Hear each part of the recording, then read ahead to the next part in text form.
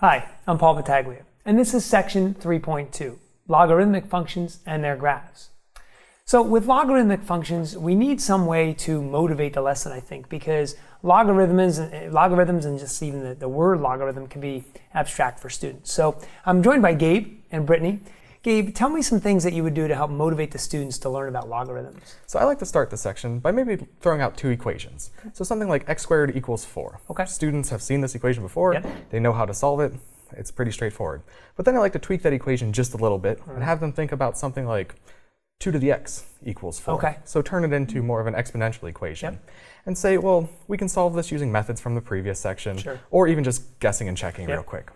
But then I like to throw out an equation, something like 3 to the x equals, 702. Okay. And what students will see is, okay, well, maybe we can start to guess and check our way towards an answer. Take a long time. But we're never going to really get an exact answer. Also true. And where I go from there is, well, let's go ahead and let's introduce this idea of the logarithmic function. Okay. So the logarithmic function I like to introduce, at least, as sort of the inverse to an exponential function. Okay. So that's one of the properties of these logarithmic functions. Right. And then from there, we can have this conversation about what a logarithmic function is. Okay. We can talk about the other three properties. So the one-to-one property, saying that the log base a of a is equal to 1. Okay. Log base a of 1 is equal to 0. Okay. And then from here, we can maybe apply some of these properties to find the graphs of logarithmic functions. functions. You know, before we even talk about the graphs, I think it's so interesting because now students know, what a logarithmic function is, but they actually might still ask the question, what is a logarithm? Why are we using this word, right? So one of the things I'll even do with my class is I will actually say, let's get out our calculators, even if they're scientific calculators. And I'll say, pick a number, any number between 10 and 100. So you cannot pick 10, you cannot pick 100. So any number, write it down so you don't forget it. And let's just suppose they pick, 31, right? So the objective is for them to try and raise 10 to a power that gets them 31, okay?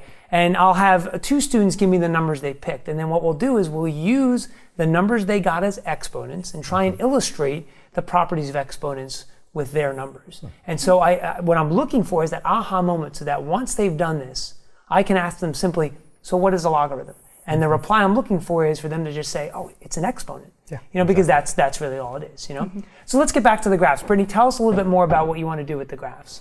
All right, for the graphs, again, we're going to take it back to other previous sections that we talked about, saying the transformations of the graphs, same thing for the logarithmic functions. Okay. And then also being able to find the domain and the range. Okay. Same thing that we've been seeing. Right. But along what Gabe was talking about with the inverse Okay. and everything, showing them that the logarithmic function is an inverse of the exponential function, we can show that through the graph too. So we can say, well, the exponential function had horizontal asymptote at y equals 0. Right, okay. And then now with the logarithmic function, we have the vertical asymptote at x equals 0. Okay. So there's that inverse relationship again, right? Yeah, Exactly. Okay. exactly. And then again, with the domain of the exponential function, we could have all reals. Well, then for the logarithmic function, we're going to have the range be all reals. Okay. So constantly reinforcing this inverse idea and things switching basically back and forth, which is perfect. Good.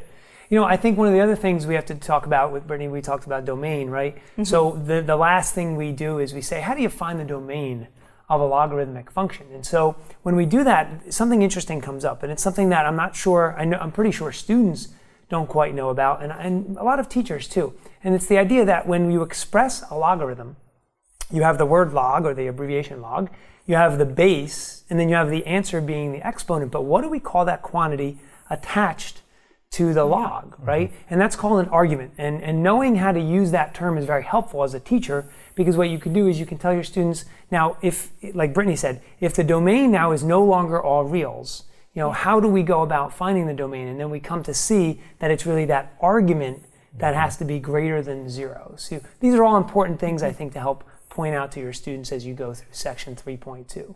I hope you found all these tips helpful and that you have much success in section 3.2.